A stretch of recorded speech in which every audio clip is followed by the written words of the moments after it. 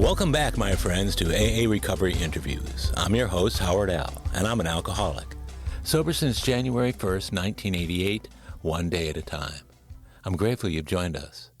AA Recovery Interviews is the podcast where Alcoholics Anonymous members from around the world share their timeless and extraordinary stories of experience, strength, and hope. There are more than 175 episodes in this podcast series. Scroll through my complete catalog of episodes, all of which you can enjoy on aarecoveryinterviews.com and all podcast apps. Today's show features Jackie B., a woman whose story illustrates one of the most cunning aspects of alcoholism, the erroneous belief that just going to AA meetings without necessarily doing the work is enough to stay sober. In Jackie's case, she had survived her dysfunctional family and alcohol-infused failures at higher education, only to emerge as a full-blown binge drinker. As escalating alcoholism continued to addle her decisions, she escaped her first toxic marriage with 2 young children, only to find herself drinking more than ever. Her second marriage produced 3 children and 1 stillborn baby. The early-onset deterioration of that marriage, caused by alcoholism, persisted for 17 years, until Jackie had finally had enough.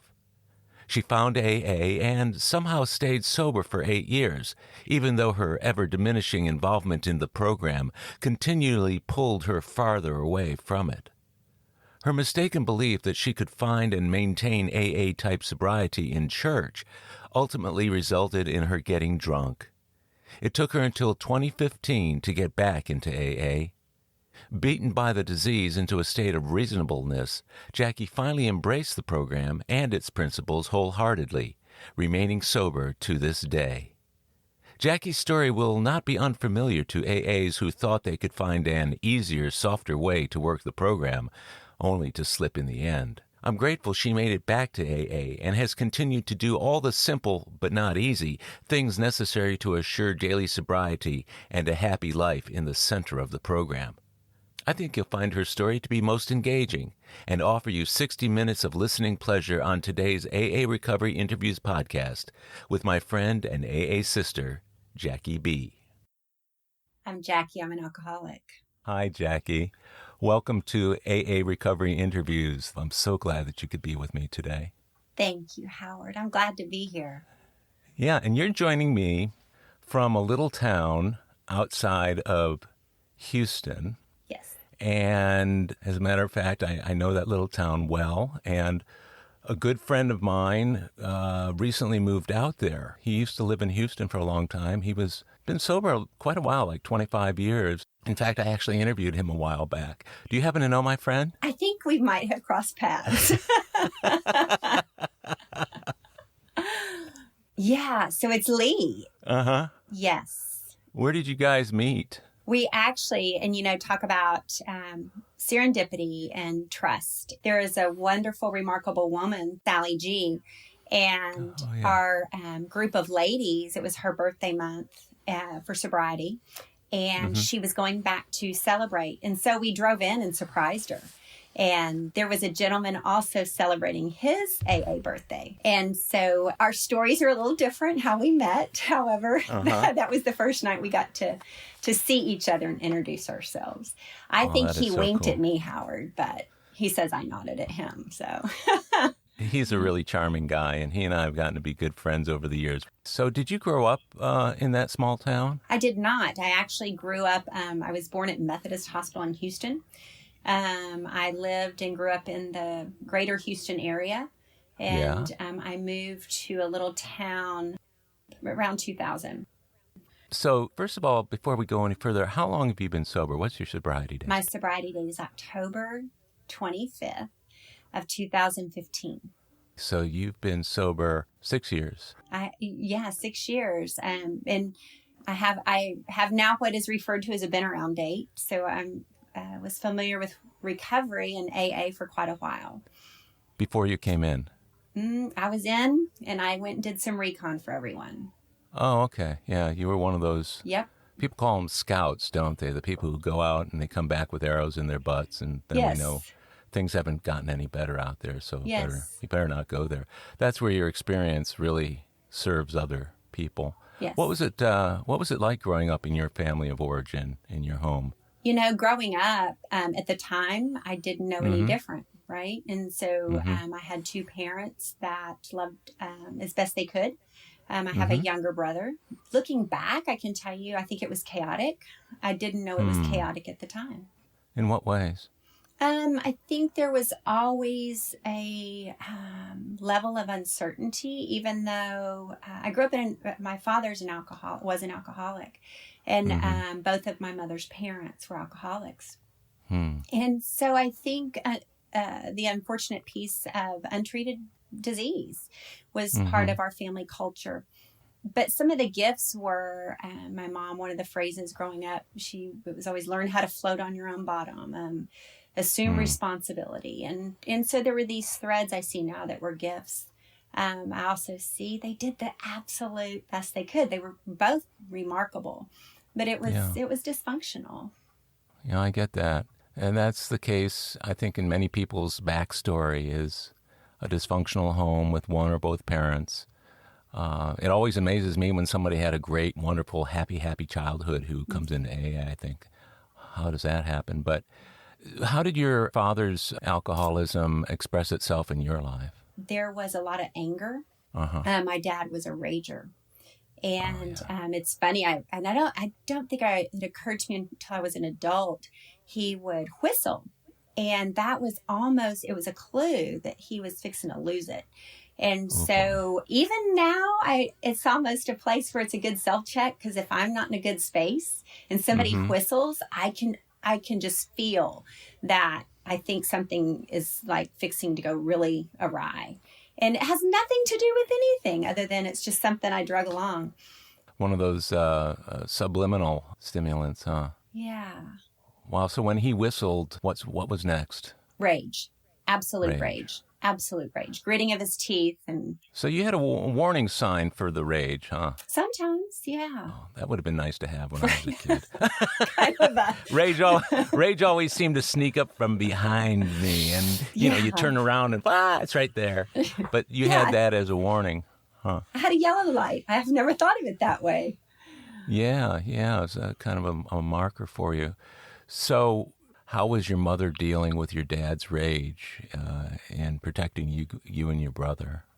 So I am, part of my mom, I think my dad was very successful. He was a high functioning alcoholic. He's incredibly intelligent, which is right our story sometimes. And my mom had met him, quit college, and she went back. And this is so remarkable for her. She went back and got an associate's degree and a bachelor's and a master's and a doctorate. And I think what is important is I think that was how she dealt with everything. She stayed really busy and she knew she had to make a living. But I also think it let her escape and everybody kind of sequestered. My parents separated, I think, the first time when I was a freshman.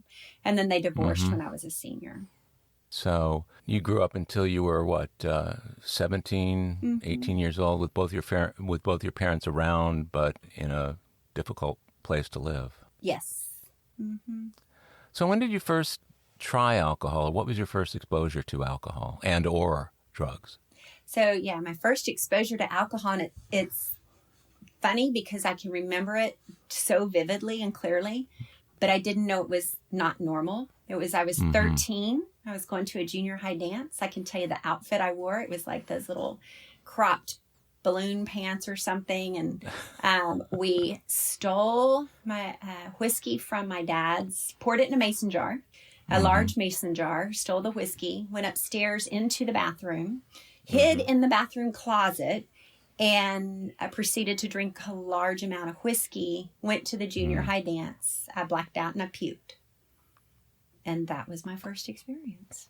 13 seems to be the age. I can't tell you how many people I've interviewed where 13 or 14 is the age of that first drink. So you got sick your first time and you blacked out your first time.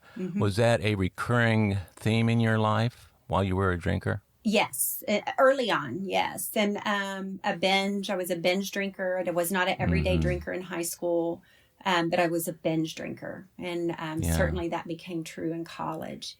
And I didn't know.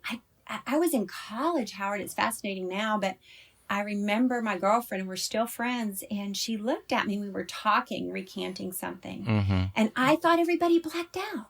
I did not know, and she just said, "That's not normal." I was shocked. So nothing seemed wrong to you about drinking from that mason jar, getting sick, throwing up, and then not being able to remember everything. That was what drinking was about in your mind at that point? It was. And the other part was because there was a lot of denial in the family setting and a lot of disconnect. My mom was actually taking care of her sick mother. My dad came and got me. We never talked about it. I was never punished. And that was kind of the way things went. Did you know when you were taking that first drink, did you have any sense, either while you were doing it or the next day, that this was something that either was wrong or might turn into a problem, or were you impatient to try it again? What was the feeling that went through your mind in those few days? I remember doing it, and I felt so awkward. So I remember doing it and feeling like, and it's when you sit in the rooms of Alcoholics Anonymous and you hear that phrase of, I finally felt comfortable in my own skin. I felt like I was okay. And even though I was this great kid and I was smart and doing all these things, I did not know that. I didn't feel that. And there was that confidence that came to go dance until I puked, I guess. But it was, there you go. And, but I think without knowingly, I think it became a way that I felt like I could feel okay. Yeah. That too is a recurrent theme. I know it was for me, and so many people talk about finally feeling comfortable in their own skin. So this followed you into high school. Did you hang with a certain crowd who liked to do that, or was it just so ubiquitous that everybody was doing it? No, it's real interesting. I look back. I was a popular kid, and I was class president. I was a cheerleader, but I didn't hang with a lot of people. I isolated, and I think it's the home was so chaotic or uncomfortable that, who knows, looking back, maybe it was that if I ever did drink, they all knew, don't let Jackie ride in your car. I don't know, because I drank everything I had and everything you had. Where did you get what you were drinking? Was that from your dad's stash, or where did you pick up all your alcohol? So I had a friend that worked at the city pool, and so there was a ID maker in there.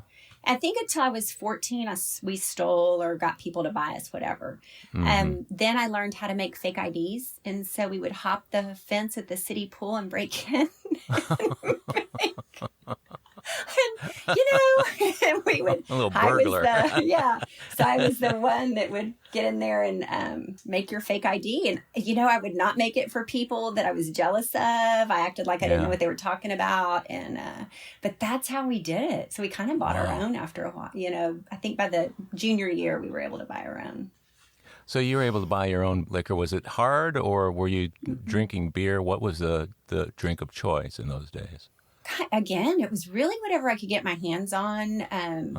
Beer, wine coolers. And early on, I would drink a lot before we got somewhere so I could act cool, like I was only having a beer, only having a wine cooler. A lot of vodka, a lot of Bacardi. So you're drinking in high school. You've got all these fake IDs going on, so you can pretty much do what you want. When did you first experience any consequences to your drinking? Let's say a time you either got in trouble for it, or a time somebody of authority found out and said something to you about it. When did that occur for you? It's interesting because I don't know. Looking back, I can tell you consequences that were subtle. I look back, there were times that maybe I got stopped for a speeding ticket and it was nothing happened. My dad certainly knew, but I don't think I think if he acknowledged my heavy alcohol use, then he would have to address his own. So did he just ignore it? Yeah, absolutely. We always said, again, you look back and you're like, oh, it was different. He worked hard, right? And so he'd come home and go to sleep because he worked so hard. Well, he was passing out, and I I just didn't know. And your mom at that time? She was working hard. She was always, she finished her doctorate my senior year. And so she was, trying to make sure that she could, I guess, keep what she's taught us, float on her own bottom. So she was pretty busy. So was that in preparation for that impending divorce that happened when you were a senior? I think so. And I think she was hoping that she could get my brother and I out of the house before she did it, without knowing that it was just a disaster the whole way through. I see. So you were able to get through without the consequences that a lot of people have to face. Mm-hmm. Did you ever get a DUI or have any run-ins with the cops at all? No. You were one of the lucky ones, right? I am. And, I look back, I drove a Jeep, and but we partied out in the oil fields. And back in that time, it was just kind of out. So what did the next several years look like? Did you go on to university, or what did you do after high school? I remember I didn't go on any college tours, and I applied to, at the time it was Southwest Texas State. And it's where I'd gone for cheerleading camp. So I applied, and I was accepted, and that's where I went. That's a party school too, isn't it? Yes, it was. Yes, okay. It was. It was. Yeah, that was the beginning of a really wicked time because I didn't have any accountability, and so I basically flunked out. Mm-hmm. I didn't even tell my parents because that was back in the day where you didn't have internet or, there was nothing. They were divorced, so they didn't know where mail was going. I think I was already a semester after I had been kicked out that my mom figured it out and came up and got me my sophomore year. What were the circumstances under which you got kicked out? Well, I'm not going to school. Just not going. I mean, my GPA was, I can't even recall what it was. And so this is the insanity. They weren't going to let me re-register. I was already on academic probation. And so I went to register and they said no. I said, but I pay my tuition, so why won't you let me come? I couldn't believe it. Could not believe it. Well, those state schools have a pretty high tolerance for bad behavior. You have to work pretty hard at it to get kicked out. So I'm assuming things had gone pretty badly for you. Yes. They did not care to have me as one of their graduates. So how long were you there? How many semesters? I was there 2 years. What did you do after that? After that, so I moved home, and I moved in with my mom, and she had remarried at that point. Mm-hmm. And she was pretty wise. She said, you can live here as long as you're in school. Mm-hmm. After you go to school and have a successful semester, then I'll help you pay for books. The tuition's on you. That's cool. Good. And so, so I went back to school and managed to balance, school and waited tables and did everything I could, was resourceful, but made it through school. Huh. And what did your drinking look like at that time? And I haven't heard you mention any kind of drugs yet. I wondered if that entered into the equation at some point. No, I never liked drugs. Interestingly enough, I'm a super brave person on one end and like a super scaredy cat on the other. Mm-hmm. And I had a pediatrician one time tell me, I had a funny little heartbeat. He said, if you ever do cocaine or drugs, it will kill you. And I said, okay. Okay. And I smoked pot a couple of times, and I hated how slow it made me feel. That was not my rhythm. And so I really, drugs just wasn't my thing. Well, good thing, because sometimes people really have bad experiences, but for a pediatrician to scare you out of drugs at such a young age, I think every pediatrician should be able to do that. Right. So you continued drinking. Were you a solitary drinker, or were you going out with friends all the time? No, it was a lot with friends, but, it was solitary on the front end or the back end. And so I didn't want anybody to know how much I was drinking. So, if we got ready, I would drink a lot of straight alcohol in a glass. And then if we got back, if I wasn't blacked out or passed out, I would drink until. I used to like to drink like that, too. I used to, before going out to any club or whatever, or going out with my friends, I'd always drink a bunch of liquor to kind of get ahead of the game, so to speak. So wherever we landed, I was already, pretty far along.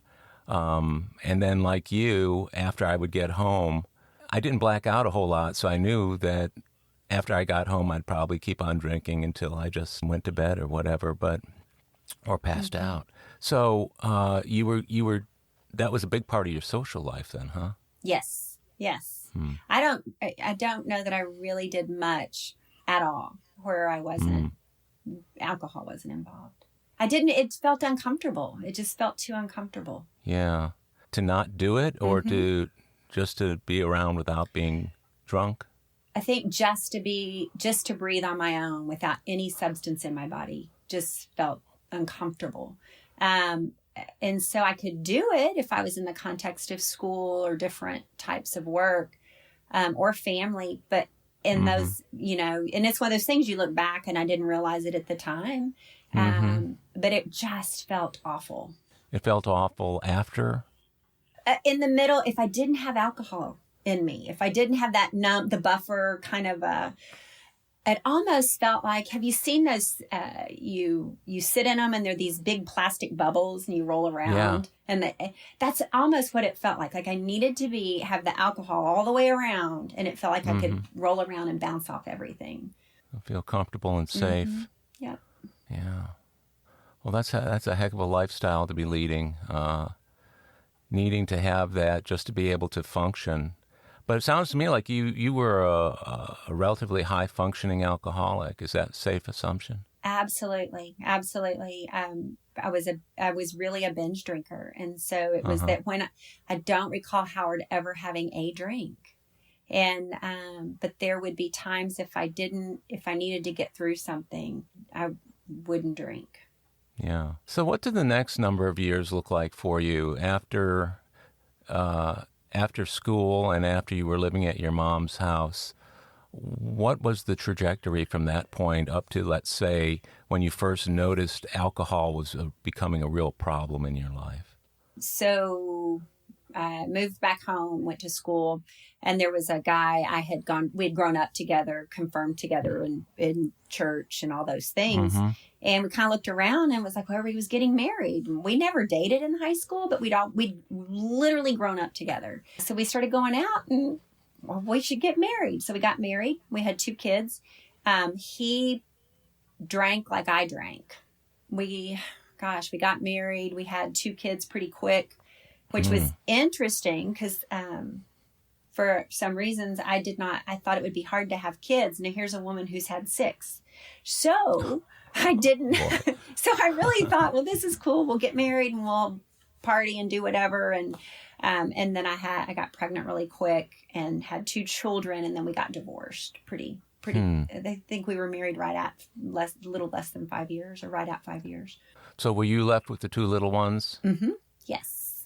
And, and I looked around, and that was scary because I felt pretty worthless. And I'm working. I mean, I'm employable, but that is not what I knew as my truth. And so I looked around and I looked for somebody who was as sick as I was, I guess, would be the fairest thing to say. And if I don't want to fix me, but I will fix you. And this is, the ability to look backwards and see, kind of looking at why did I do what I did, and stepped into a real horrific situation.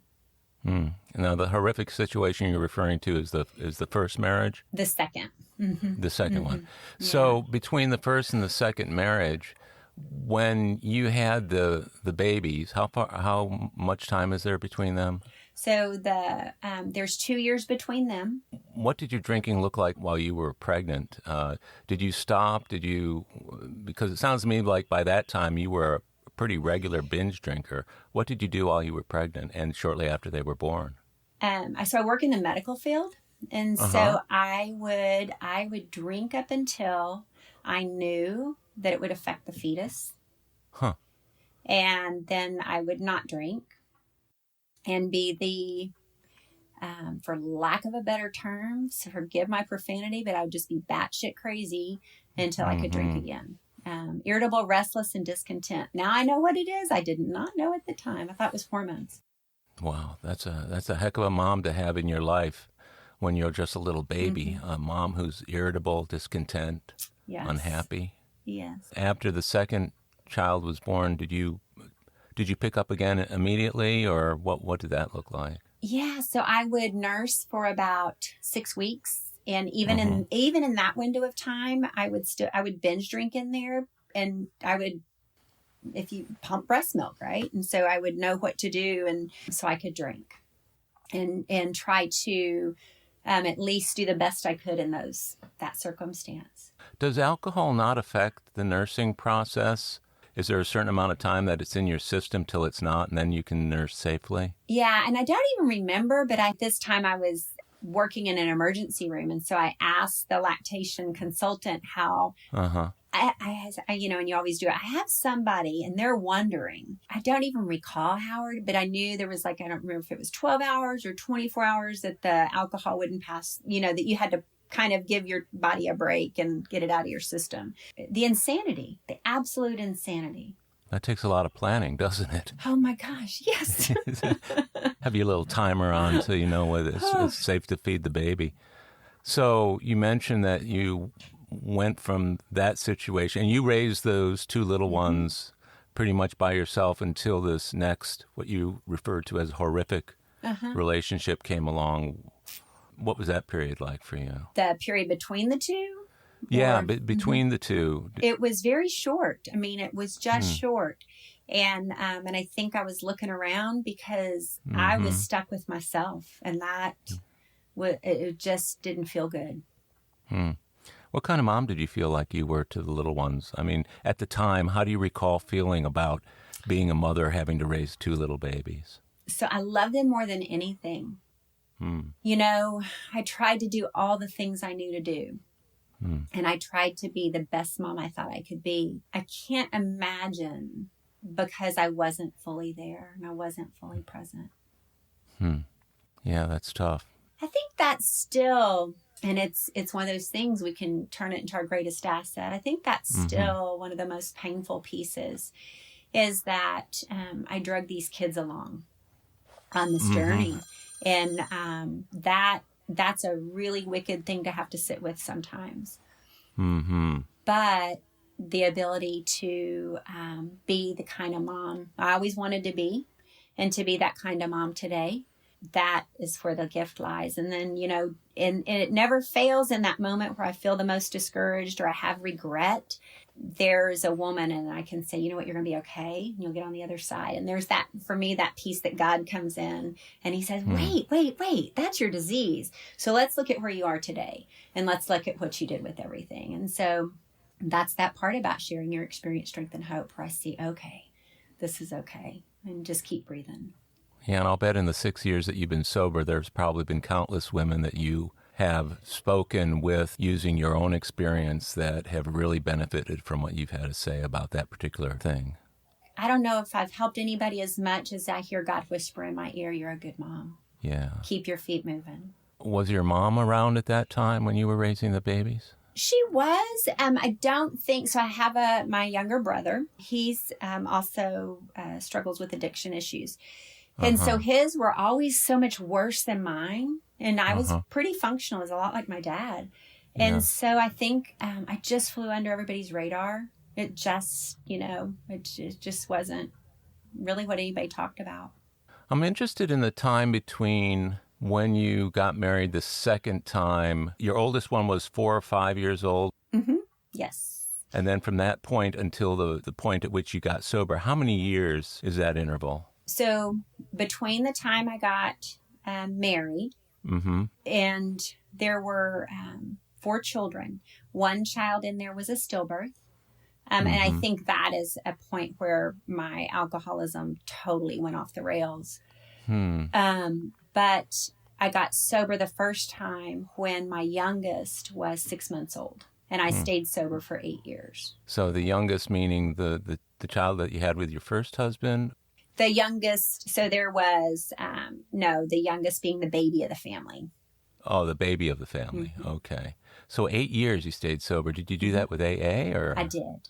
You did. What did that period of time look like? It's interesting. I had called my brother before I went into AA, and he had been in and out of the program.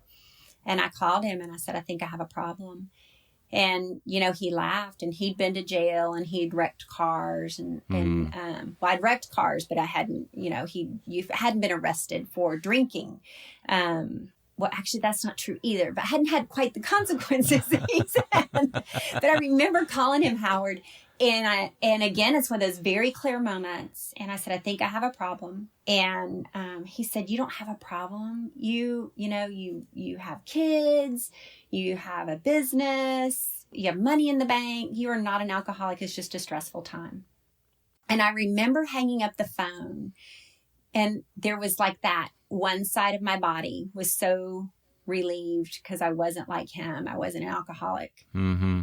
And then the other side of my body was so devastated because I knew I needed help, because there was a tree on this road in and out of, if I didn't have my, I can tell you the tree, and it's that place we get to, that incomprehensible demoralization. Everything was so bad. If I could have run my car into that tree, I would have been okay with it.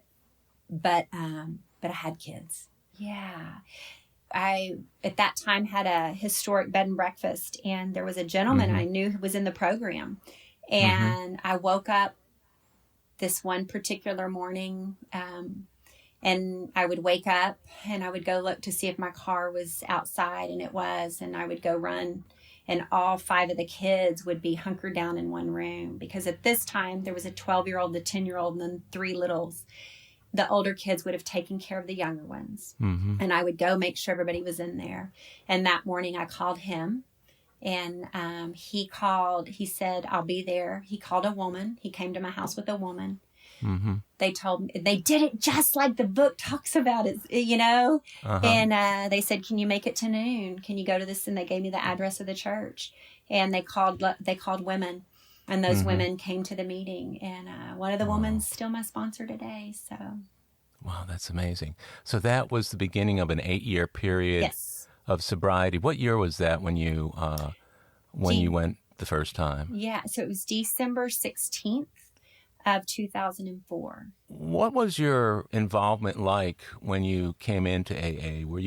Did you feel relieved to be there? Were you resistant? Were you identifying or kind of holding yourself separate from people? What was that like for you? I dove in the best I knew, and I went to meetings every day. At noon, I would drop my kids at school. I would go into town. I would put up, people would help me bring a pack and play in from my car when the littlest one, she was 6 months old. And I'd pop a pack and play up, and she grew up in the rooms sitting around the table. I knew enough to know that if I wasn't willing to do the things I was doing, my life was going to go off the rails. And it felt good. And so I started getting all those things. Life got better. Life slowly got better. We'll be right back. My friends, if you're enjoying AA recovery interviews, I invite you to check out my latest audiobook, Alcoholics Anonymous, the story of how more than 100 men have recovered from alcoholism. This is the word-for-word, cover-to-cover reading of the first edition of the Big Book, published in 1939. It's a relaxing yet meaningful and engaging way to listen to the Big Book anytime, any place. Have a free listen at Audible, iTunes, or Amazon. While you're there, search for my other audiobook, Lost Stories of the Big Book, 30 original stories from the first and or second editions, missing from the third and fourth editions of Alcoholics Anonymous. It's an engaging audiobook that brings these stories to life for AA members who've never seen them. These timeless testimonials were originally cut to make room for newer stories in the third and fourth editions. But their vitally important messages of hope are as meaningful today as they were when they were first published. Many listeners will hear these stories for the very first time. It's also available from Amazon as a Kindle book or in paperback if you'd like to read along. You're going to love it. And we're back. You got remarried. How long did that marriage last, and did it overlap into your entree into AA? That marriage lasted, the length of the marriage was 17 or 18 years.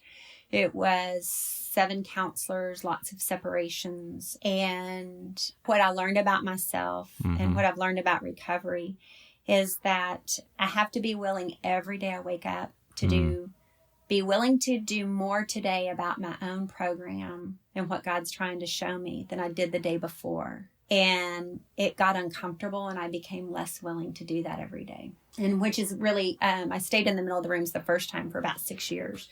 And really, I think what happened was I had to become willing to stand up for a kind of life that I deserved, and to stand up for a sober life. But because I married somebody as sick as I was, it just, the scales get off, and it got painful, and it was that crossroads or that place, and I became unwilling to do the things I needed to do to stay sober. It got painful. It got too painful. So this is happening at 6 years into the program during that first 8-year stint. Yeah, and it really happened early on, but I think because we lived very parallel lives, we were not always together, very different. There were some different lifestyle choices, partner choices, and so it was a parallel life. I think it's fair to say I needed the comfort of knowing my bills were paid and those things were done. And he needed the comfort of making it look like it was a normal, sane home, right? And so I think he kind of started getting resentful to AA. He didn't like AA because I started to change. Was he openly oppositional towards it? Did he try and keep you from going to meetings or make it difficult for you to engage in your program? Yes. Yeah. Yes. In what ways? You're going to miss the kids this if you go. I thought you were trying to be a good mother. And unfortunately, there was a lot of, I guess, mental confusion for me. And that balance of, and the truth, the real truth that I had to learn the hard way, anything I put before AA, I will lose. For me, that turned out to be very true. So I went less and life got better. And then I got very active in a church. And then the church belief was that if I prayed right and if I asked for certain things to be removed, my alcoholism would be removed. Was that just what you were hearing, or is that actually what they were saying? Actually, that's a belief they hold. Really? It's a local church, and they still pretty well hold true to that. I had to sit still and make sure, am I rationalizing and justifying this? Because what I can tell you is I knew about alcoholism. I knew what it was. And what I can tell you looking back is I very well knew when I relapsed, it was because it got too painful. And so looking back, I can tell you, I knew exactly what I was doing. Yeah, I think so. No, I know so. Well, certainly the difference between AA and a religious program often is that the religious program will deem it more of a moral failing than actually a disease. Did they acknowledge the fact when you were active in that church that you had the disease of alcoholism, or was it, let's fix her moral compass to make her better? They were going to fix me. And it was believed it was spiritual warfare. Yeah. And it's kind of the interesting piece looking back. And I relapsed before this church realized it. And I was head of women's ministry and did mission work. And I was slowly exited out of all those roles because I became such an obnoxious human and was just a nightmare. But my last Bible study I did was Fallen Women of the Bible. And oh boy. And what I realized today is I was looking for what I know to be my truth today is I was looking for a way that God would love me, but I could still drink. Yeah. Because it felt too uncomfortable. So you were in pretty good company there, weren't you? The fallen women of the Bible. Yes, oh man, I was. So what did they try with you to keep you from falling and from being one of those women for all eternity? I was pretty well ostracized very quickly. Really? Yeah. Because yes. I think I relapsed. I was out for about a year before I tried to come back in. And the other part I learned to be very true when I relapsed, Howard. Unfortunately, I turned into an everyday 24/7 drinker. And the time frame that evolution occurred, baffles me. It absolutely baffles me. So you were drinking the whole time you were going to this church after you had quit AA the first time? So I was going to the church, and really what happened was I was starting to attempting again to leave the marriage. And I had attempted multiple times. Mm-hmm. And, got a lot of pushback, and there was a lot of abuse within the marriage. I try to keep it very private because of my children. Mm-hmm. But there was a horrible amount of abuse. And so I was trying to gather everything I could to leave, and I didn't. And so I drank. Mm-hmm. And so I was already active in the church. And I think that what I know for my truth, again, it goes back to if I'm in the middle of Alcoholics Anonymous, I get to be active in my church today. Like my daughter and I were at church this morning. So I get to be active. Mm-hmm.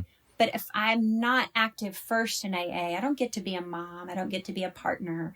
I don't get to work. I don't get to go and be active within these other areas. So their church and AA are not mutually exclusive. And I think most people find that once they get themselves right spiritually in AA, going back into a religious culture, whether it be a church or anything else, is more fulfilling, easier to do, and doesn't feel like you're treading on such thin ice, especially when the religious side was the one that was telling you, you don't need AA, you just need to get saved, or you just need, these various and sundry rituals. So after you slipped, you said it was a couple years before you actually came back into AA from the time at which you slipped? Yes, and I never say I slipped. I full blown was a train wreck. So I never say I slipped. There was nothing Yeah, I have a friend who used to say, you didn't slip on a banana peel, man. You got drunk. Katie barred the door. And so there was a little over a 2-year window. And for a year, I stayed absolutely out drinking nonstop. And interestingly enough, that was also the same time the oldest two had gone off, were out of the house and in college and that. So these younger children did not ever recall me drinking. And so looking back, I lost the trust of these older two who were 10 and 12 when I got sober. Right.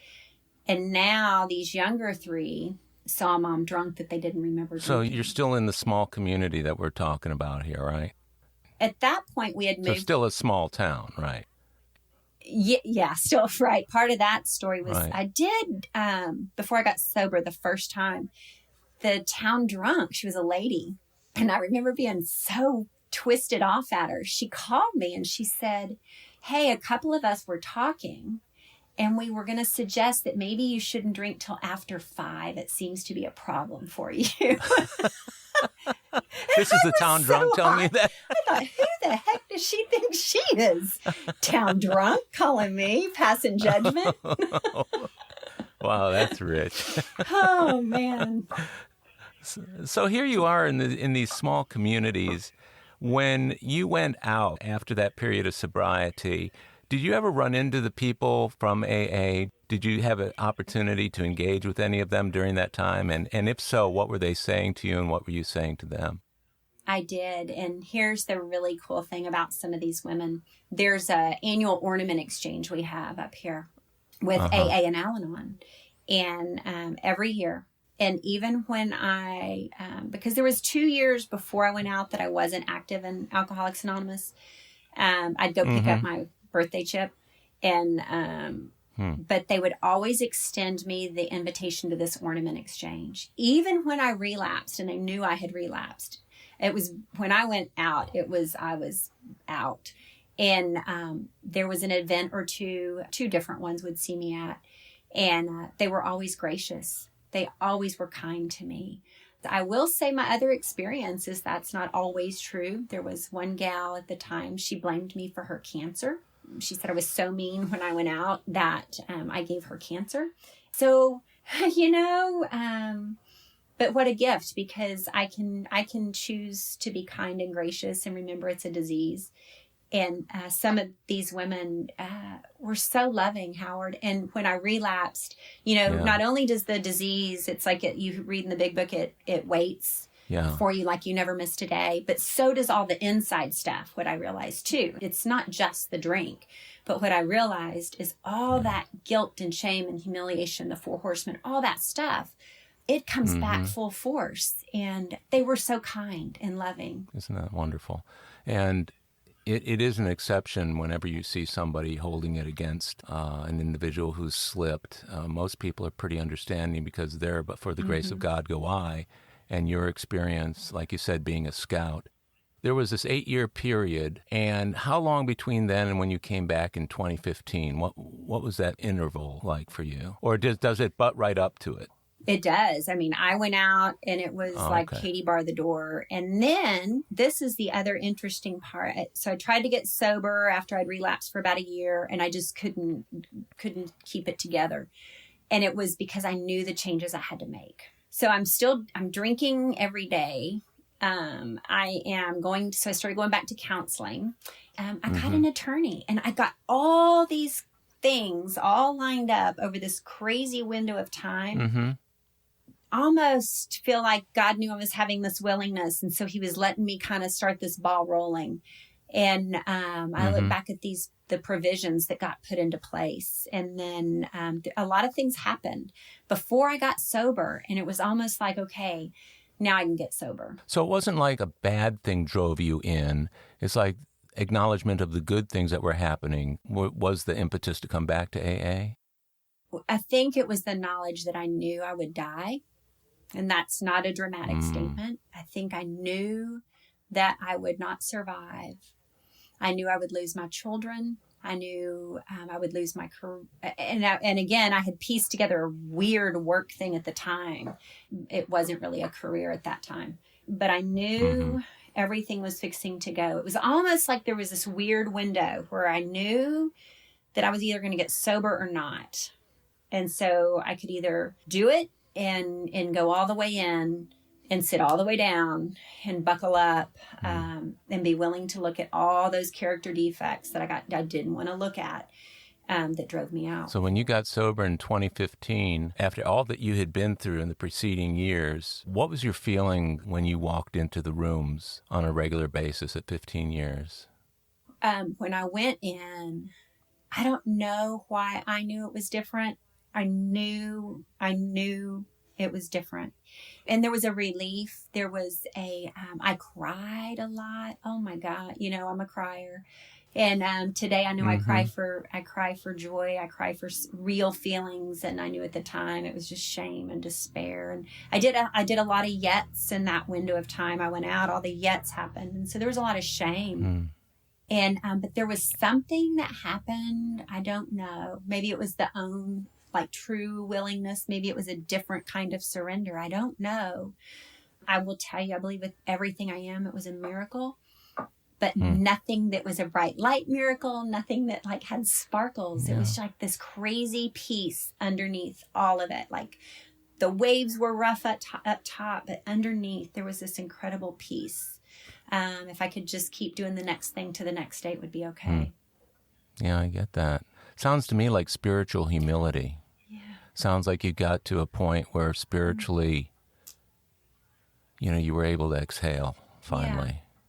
Yeah, I think that's it. So you went back to your original sponsor? I did. And she wouldn't sponsor me. She wouldn't? Okay. Not initially. And it's because she had sponsored me for years, right? And I quit doing the suggestions. And she sponsored me when I tried to come back in, and I got drunk again. And I say drunk again. I've never really strung together anything in that window of time. I tried to come in for a bit. And she met me at the meeting, and so I'm crying, and will you be my sponsor? And she said, no. And she said, I'll help you find a sponsor. I will answer the phone every day you call, but you've got to do something different this time. And she said, it's unfair if I said I would. And so I worked with this other lady, and it's crazy how God works. I worked with this lady, And she was everything my sponsor is not. She did it wrong, the whole thing wrong. And so I would call. Oh, you mean compared to your first sponsor? She compared to the way I thought she should do it. So. Oh, okay, I get it. But yes, no, but I called and I said, she's making me read the whole book. And, and the gal who is my sponsor now, and she said, well, just keep doing what's suggested and, just keep doing. What it was I had to get through, and I got through, and I begged her to get write my fourth and do my fifth with her. And she made me wait. And I knew I had to get it done. I knew the relief that was going to come from that. Had you done it previously when you were in the program? Yes. You did your fourth step? Yes, I did. How did that compare to the fourth step that you did in 2015 when you came back? Oh, it was a lot more insightful, kind of with some family of origin pieces I had held on to. And I was more willing to look at my part on every single level. And again, I think that's God doing for me what I couldn't do for myself, because I knew I had to get it out and I knew I had to say it.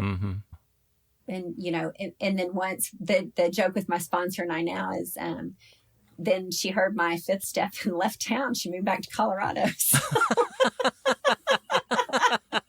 Now, that's not to get away from you, was it? No, no, she was from Colorado, and they had a family ranch, and she was here for a window of time. And, so, I mean, then it was like it was at this place, and I called my sponsor, who I talked to every day, but I went through the steps with this different woman initially, and I needed to do that. And then I said, hey, I've done this, I've done that, and I did my 6 and 7, and I said, will you be my sponsor again? And she said, yeah. And so. Sounds like she was your accountability sponsor the whole time, though, that you were calling her and still reaching out to her, even with regard to how the new sponsor was working with you. What happened to the second the other sponsor? Did she remain a sponsor? Is she still in your life? She's not. And it's interesting because it was a very detached relationship. It was a very business relationship. She was an attorney. And I would call, and we had different faith backgrounds, and God was a big thing for me. I felt like He had let me down, and I really had to do a lot of work with that. And she was Catholic, and she would tell me she was sorry I wasn't Catholic so I could suffer better. She really would tell me that. So I'd call my sponsor now, like, this is crazy. And then she called me, and her sponsor then was a man. And I said, that's not right. That's not how we do it. And then her sponsor was an Al-Anon, not an alcoholic. And all these, but what God was showing me, it had nothing to do with that. It had nothing to do with that. It had everything to do with my willingness. So your willingness translated into the ability to work a pretty good program at that point, huh? Yes. Yeah. Had you done 8th and 9th step work the first time around? I did. Actually, I did one of the gifts of that. My dad, who was an active alcoholic until he died, we had the best relationship we could, and something had happened. I called him and I said, I had already made amends and loved him. I learned to love him right where he was. Yeah. And this was the first time I was sober. And I called him and something had occurred. And I said, hey, I can't talk to you anymore until you're sober. And I said, the kids heard this and this was so bad, and it's not you. I know it's the disease, and I love you so much. Right. But if you ever get sober, please call me. And he told me how proud he was of me, and how much he loved me, and how much he hoped he could call me one day and be sober. And he died a few weeks later. But that was the gift of being able to make amends and have nothing to do with him, but love him where he was. And the ability to know that the last time I spoke to my dad, because of Alcoholics Anonymous, was a loving, kind daughter-father relationship, as best it could be. Yeah. As best it could be. What a gift. Yeah, that's beautiful. It's informing to anybody who may have slipped or gone out to completely discount anything they got the first time they were in the program, because there you are, the slip is yet to come, or the crash in your case is yet to come, but yet you were able to do 8th and 9th step work during that time such that it had that healing for you. That's extraordinary. So did you find some residual things that you had to do with regard to the 8th and 9th step when you were finally back in the program? Oh, yes, I did. So plenty of material to work with at that point? I did. How did all that work out? I think the other thing I had learned when I came back in was I had seen this God do so many good things for me, even in the midst of this horrible, wicked relapse, that I saw the beauty that would come from making the amends, looking at it with no expectations. And I also learned that some amends, I did the best I could. I had a lot of guidance. I didn't do a lot of them without talking over and sorting through what were my motives, was what was best for that person. A lot of prayer, for me, a lot of journaling. I journal a lot to look at that process now. And it took time because not everything was quick. During that process, did you find any people from the program from your first period of sobriety that you needed to make amends to? Yes. Yeah. And really, mostly it was my first sponsor. And I don't remember because, again, I was this wicked blackout drinker. So I had a sharp tongue, as just mean as a wet hen, and angry. I was angry, so angry at the world. And I had said some horrible things. And probably in my soul, in my heart, that's what was the horrible piece. And, but I made amends to her. That was one of the... the program has given me people in my life. And because I've known her and her husband, they're both in the program. So for 17 years, I guess, they're my family, they know my stuff. They know my story. And I love them as much as I love any of my family. So that amends was especially needed and hard, but very sweet. Sounds like it was really healing too. Especially if she's back in your life now on a regular basis. Yes, yes. That is so, so cool. And it sounds to me like that was pretty instructive to you on how to sponsor other women. Did you find that you were able to implement a lot of what you had learned from them in the sponsorship of women yourself? Yes, I am so fortunate. For me, the way my sponsors is from the Big Book. I mean, it's just absolute singleness of purpose. I see. And it's not anything of what she thinks. It might be, did you pray about it? Did you read this chapter? That's been so instrumental because, and I love it. And it just struck me again the other day in working with others, that walking side by side. Because if I walk side by side with somebody else, I learn as much about me as I do them. So you've got women that you sponsor, women in your life. What's the last 6 years been like for you overall? Tell me about some of the gifts that have happened as a result of you staying sober. So it's been pretty humbling to be a woman in her 50s and learn how to be in a relationship. And to get to be fully, first I'll say to get to be fully present in all my kids' lives. And they're all different.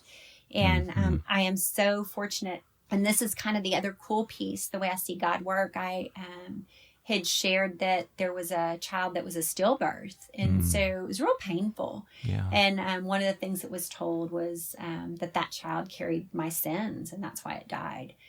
So now here I am. I have these 5 kids, and my heart had this little hole. And I am in this relationship, and this gentleman has a daughter. And I'm never proclaimed to be her mother, but I get to love her the way a mother loves a child. And it's a very special relationship. And I see how God heals through that, and how my God is sovereign, because now it just is pretty cool how that works. But then to learn to be in a relationship has been pretty remarkable. And because if you're in the middle of a disease, it's easy to be in a relationship and blame somebody else. Yeah. And if you're healthy in a relationship, dadgum, I have to look at myself a lot. That takes a lot more work. How do your 2 programs balance out? I think the gift is we each have our own program. I think the other gift is that and I loved it, early on, we did a workbook, learning how to take the traditions and use it in our relationship. That has been one of the most beautiful things to get to do. And to be in a relationship and learn, and I use this with women I work with, but for me, it's been so important. It's that seventh tradition of fully self-supporting. Mm-hmm. And I initially used to think that was financial, and that's been very important to me for several reasons. But then I realized it was about emotional and spiritual, and being able to emotionally and spiritually meet my own needs, so that when I can come to somebody, I'm full. And so I have stuff to give. And I think there was like this day it dawned on me. I know people get that a lot sooner than I did. And I was like, oh my gosh, how cool is that? That's great. You know, your story has been so fascinating to listen to, and the way that you found your spirituality, I think, is especially important for people to hear about, and to know that they can go through what you went through and get through it. I mean, I've known people. One of the men I sponsor had a stillbirth, and in the midst of his program, and he was able to be buoyed up and supported by other men in the program, such that he was able to get through that time. That was very, very difficult. He still had to grieve and everything else, but he was able to get through it. But it sounds like the experience that you gained through that, plus everything that's come to you since you've been in AA, has been pretty extraordinary. Now, let me ask you something. With what you know now, with what you have gained during the 6 years and some change that you've been sober this time, and the time before, if you could gather all that knowledge together and take it back to a younger version of yourself at some point in your life where it would have made the biggest difference, when would that have been? And what would you say to that Jackie of yesteryear? Oh, I think what I know today is I would have to tell her to trust and it'll be okay. Because where I sit today, Howard, is such a sweet space. And I see God every day. And I've learned that if I will just trust when I don't like what's going on, I will see down the road it's okay. That I would hate to change any of it. Because if I did, would I change where I sit today? But I think what I would tell her is that it will be okay. And what I would tell her is that there is a God that is remarkable and bigger than she knows, and to just keep seeking him, that she will find him. And for me, I get to go to church today because that's my extra. But where I hear God is when I hear another woman in the program. And when I hear God is when we say an opening or closing prayer or statement as a group of Alcoholics Anonymous. And, I will tell you, I'm in this amazing relationship and I want more. I wish that could have been longer. But if I changed anything, I wouldn't take away where I am today. That's a beautiful sentiment, and one that I've seen people get to that sentiment before, but it's only after they've done some really hard work in the program. And if there was ever a demonstration of hard work paying off, I think your story today and the woman you are today is a great demonstration of that. And because I've had the opportunity to be close with your significant other over the amount of time that you guys have been together, I know just from him, not necessarily the things he said about you or the relationship, but just his demeanor and his happiness in life, and knowing that your presence in his life absolutely is a sign that God is working in both your lives simultaneously in a way that brought you together. I just think that's inspiring and pretty phenomenal when you stop and think about it. So as I say, this has been a really beautiful time for you and I to get together and share with each other. Is there anything else that you'd like to throw into this conversation that you feel is important for anyone who's listening to it, wherever they are and whatever situation they're in? One of my favorite things I cling to every day is Rule 62, that don't take yourself seriously. Don't take yourself. Yeah. And I think if I do that, then I can give space and way for laughter. And that's where I see God and I hear him. And what I think is good for me, it probably isn't. And then what works out to be the best is like the lanyard for my life. So. Yeah, isn't that something how we don't know until we've actually gotten there that we've arrived, right? Yes. So, yeah. Yeah, we think we're still on the road and we're standing at the destination the whole time. That's pretty astonishing when you stop and think about it. Yes. Well, Jackie, I want to thank you so much for doing this today. It's just been the time has slipped right on by, and it's just been wonderful speaking with you and getting to know you in a way that, I mean, we've met and we've had a chance to chit chat a little bit over the years, but just being able to sit down with you and have an intimate discussion. And I want to honor you and thank you for being open and trusting me with your story. I wish you well in your program. I love you, and I honor your relationship with my good friend and hope that I have a chance to see you soon. So again, many thanks. And thank you, Howard. And thank you for what you're doing and the gift of putting this together for those of us and to glean from. I've enjoyed, I have an hour drive to and from work, so I get to enjoy the podcast. Do you? I do. Yeah. Oh, that's great. That's great. Well, I'm putting one out a week. Every Wednesday I'm releasing one, and I've been alternating man, woman for the longest time now, and it's just been incredibly gratifying to me to know that there are people who will never ever meet who will be impacted by the things that you say and the things that my other guests have said. So it's really I don't know, it's just some service work that's really tangible for me. So I appreciate your support, and tell as many people as you know about it. I will. I love you, Howard. Well, my friends, that's a wrap for today's episode of AA Recovery Interviews. Thank you for tuning in. If you enjoyed AA Recovery Interviews, will you please tell others how to listen to it? Think of it as a little AA service that spreads the word about this rich and meaningful listening experience. It's yet another helping hand we can all extend to alcoholics everywhere. Visit my website, aarecoveryinterviews.com, where you can listen to every episode of AA Recovery Interviews. And if you want to contact me directly with any comments or suggestions, simply email howard@aarecoveryinterviews.com. By the way, this podcast strictly adheres to AA's 12 traditions and all General Service Office guidelines for safeguarding anonymity online. I pay all production costs, and no one receives financial gain from the show. AA Recovery Interviews and my guests do not speak for or represent AA at large. This podcast is simply my way of giving back to AA that which has been so freely given to me. The next episode of AA Recovery Interviews is on the way, so keep coming back. It'll be here soon.